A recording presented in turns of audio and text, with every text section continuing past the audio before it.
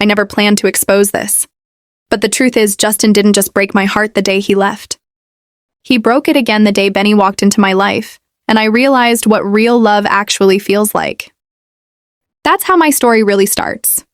Not with glitter, not with red carpets, not with the perfect Hollywood smile that people think I wake up wearing.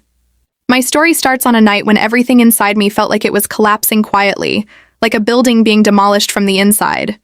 I remember that night too clearly. Justin and I were in the same house, but living in different worlds. He was physically present, his phone lighting up every few seconds, his eyes glued to everything except me. And I was mentally exhausted, trying to keep something alive that had already stopped breathing. I wanted to talk. He wanted to escape. I wanted answers. He wanted silence. But silence hurt more than any argument ever could. For months we were pretending we were fine, pretending we understood each other, pretending we were still the version of us we fell in love with. And I kept hoping that maybe if I loved hard enough, prayed hard enough, tried hard enough, I could fix everything. But you can't fix someone who doesn't think anything is broken. One night, he finally said the sentence I had been silently fearing. "Selena, I don't think this is working anymore." He didn't shout. He didn't cry. He didn't fight. He just ended it. And the worst part? I didn't fight either. Because deep down, I already knew we were standing in the ruins of something we never rebuilt. After he left, the world thought I was fine. People saw me smiling, performing, creating, pretending I was made of steel. But no one saw the nights I cried myself to sleep. No one saw the mornings I couldn't look in the mirror. No one saw the way I kept replaying memories like a painful movie I couldn't stop watching. I kept telling myself, "Selena, you're strong, you've survived worse." But surviving and healing are two different battles. And then, the twist life gave me came in the gentlest form imaginable. Benny. People think love re-enters your life with fireworks, passion, dramatic music. But sometimes, love enters your life like a whisper you almost miss. The first time Benny talked to me, he didn't ask questions. He didn't bring up Justin. He didn't try to make me laugh or distract me. He just said, "You look tired, not physically or just tired here," and pointed at his heart. It was the first time someone saw me without asking for anything in return. I remember telling him, "I feel broken." And he replied, "Everyone breaks, Selena, but some people learn how to break beautifully." No dramatic line. No forced comfort. Just a simple sentence that reached the deepest part of me. That was the beginning of something I didn't expect.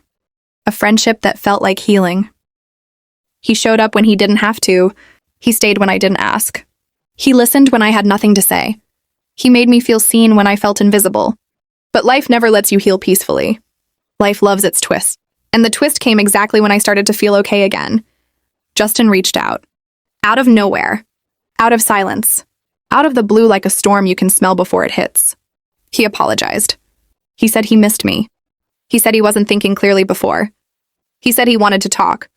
And the old part of me, the version that loved him blindly, woke up for a moment. Not because I wanted him back, but because old wounds don't close easily, no matter how long you've carried them. I didn't tell Benny at first. I didn't know how. I didn't want him to think I was confused. I didn't want him to feel like a replacement. I didn't want him to think he mattered less. But he knew. He always knew. One evening, he looked at me and said, "If he comes back, don't choose him because of history. Choose what gives you peace." Peace.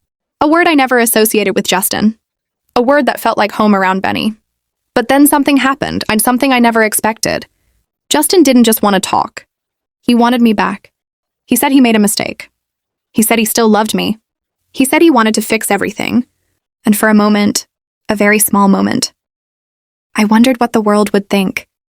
What my fans would say, what the headlines would shout, what people would expect from Selena and Justin, the couple everyone romanticized, even when it was breaking us from inside.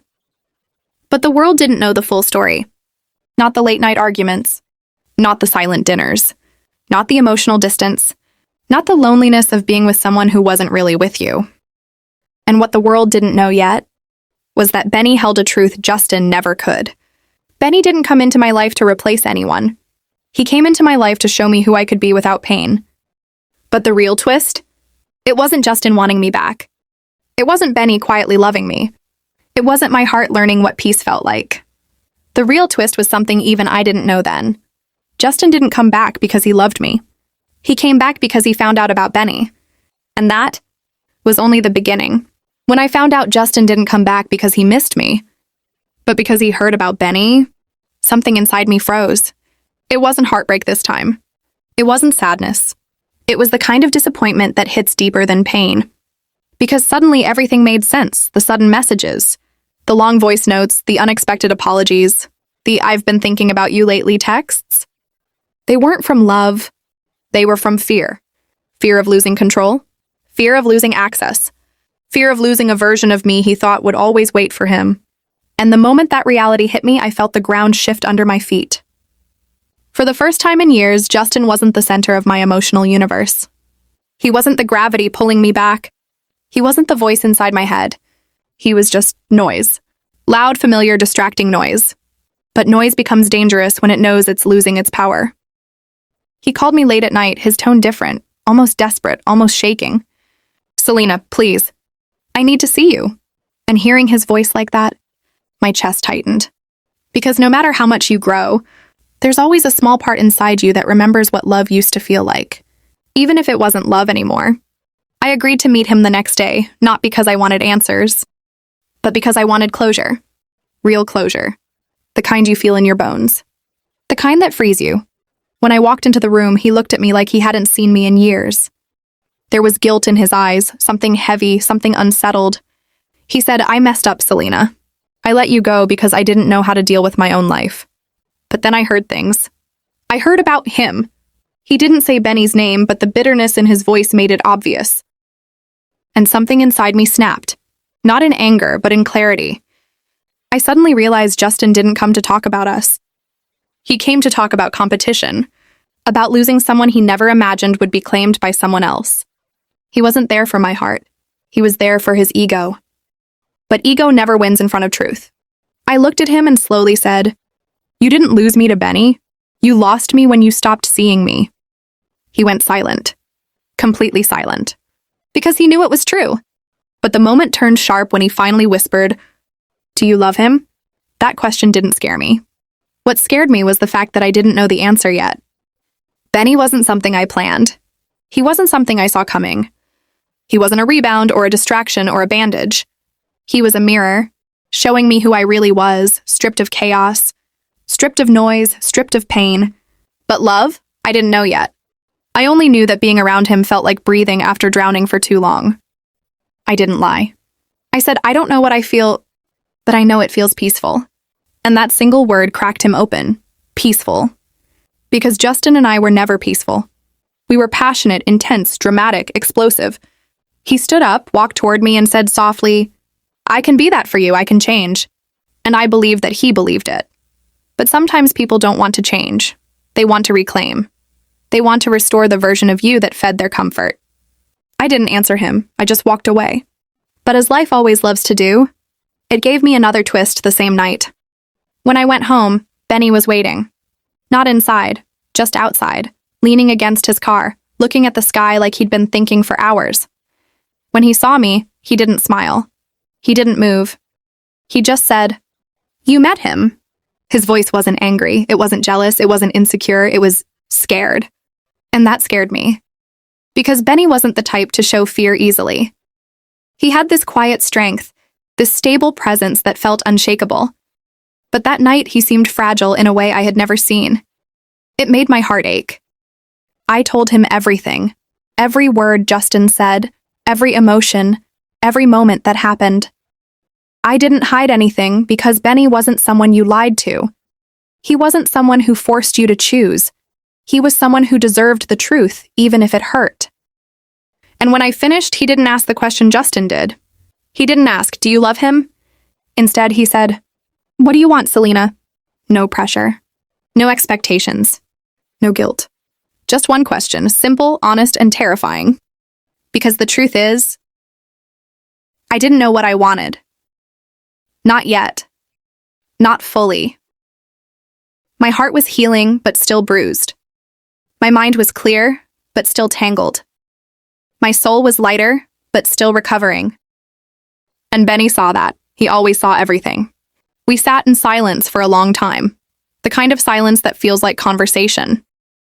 And then he whispered something that hit me harder than anything Justin ever said. I don't want to be the reason you choose or the reason you leave. I just want to be the reason you heal. I felt tears in my eyes. Not sad tears, but the kind that come when someone finally speaks to the part of you that everyone else ignores. And that moment scared me more than Justin's return. Because healing can hurt more than heartbreak. But then came the twist, the one I wasn't prepared for. The next morning, headlines exploded. Justin tries to win Selena back after new romance rumors. Selena caught between Justin and music producer Benny Blanco. Love triangle shocks Hollywood. Pictures of me leaving Justin's place. Pictures of Benny outside my home. Speculation, gossip, lies, drama, everything the world loves. And then Justin posted something. Something that wasn't just about heartbreak. Something that wasn't just about regret. Something that said only one thing. He wasn't going to let me go. Not this time. Not without a fight. And that set everything on fire. The morning the headlines exploded felt like waking up inside someone else's life. Notifications were flooding my phone in waves, messages from my team, my friends, reporters, and people I hadn't spoken to in years. I remember staring at the screen, numb, as the world twisted my pain into entertainment. They turned my healing into a spectacle. They turned the two people connected to my heart into a love triangle. And suddenly, I wasn't a person. I was a storyline. But the real shock wasn't the headlines. It was Justin's post. He uploaded an old picture of us, one from a time when we were genuinely happy, with a caption that felt like a punch to the chest. Some people come and go. Others remain forever. I know who I want forever. Millions liked it. Millions shared it. Millions commented as if they knew our story. But what the world didn't know was that Justin didn't post it out of love. He posted it out of fear. Fear of losing control. Fear of being replaced. Fear of seeing me finally choose myself. Or worse, choose someone better for me. When I saw the post, I froze. My heart didn't race. My hands didn't shake.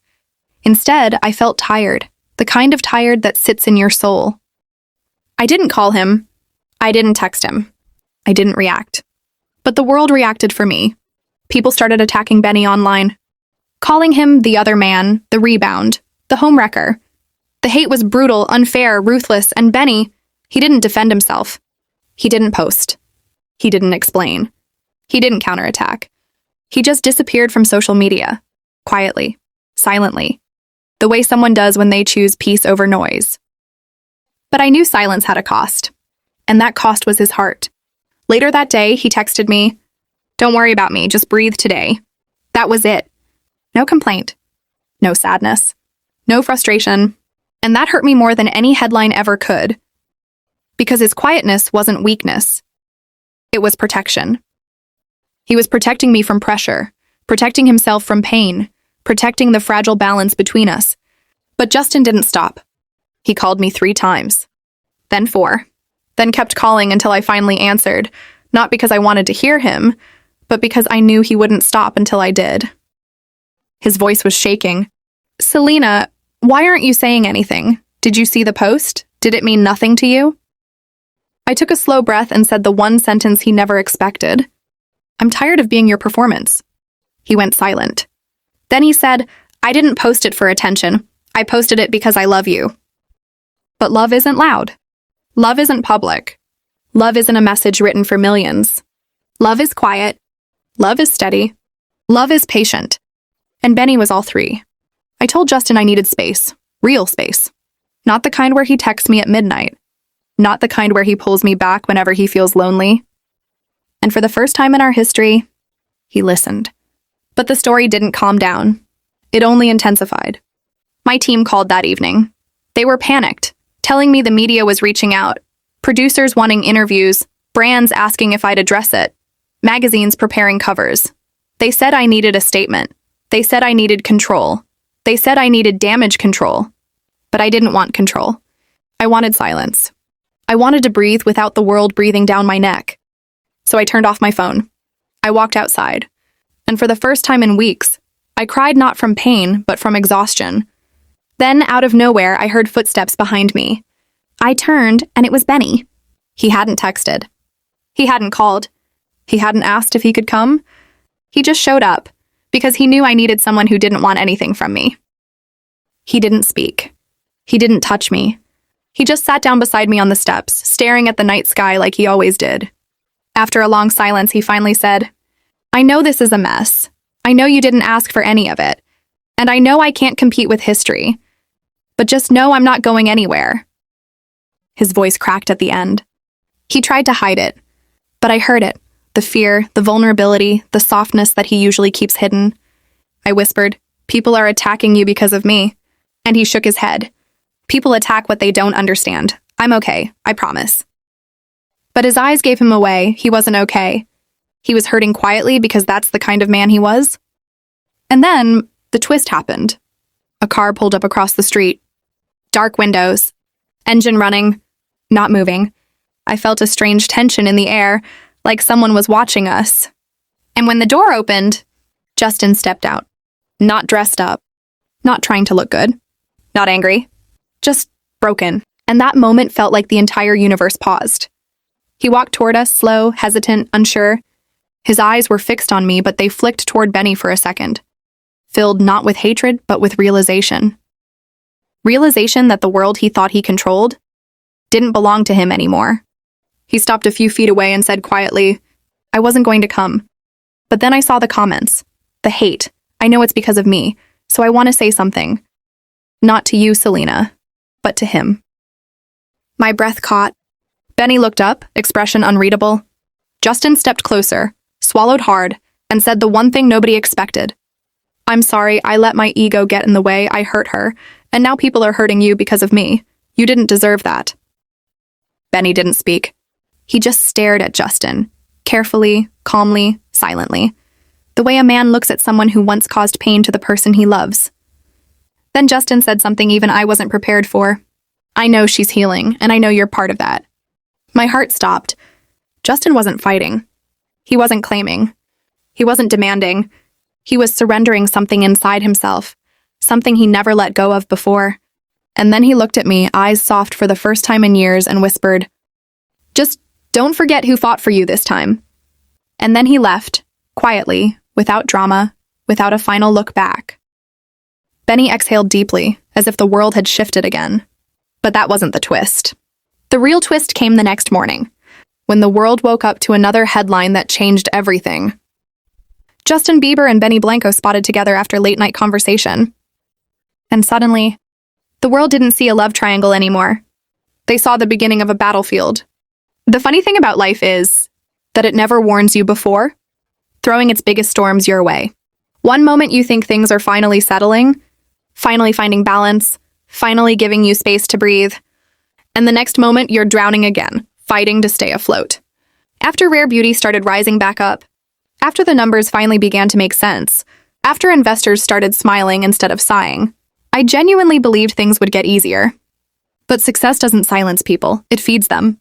Suddenly, everyone who had once doubted me had something new to say. Some congratulated me with fake smiles, acting like they had supported me all along. Others watched silently, waiting for the next moment I'd fall.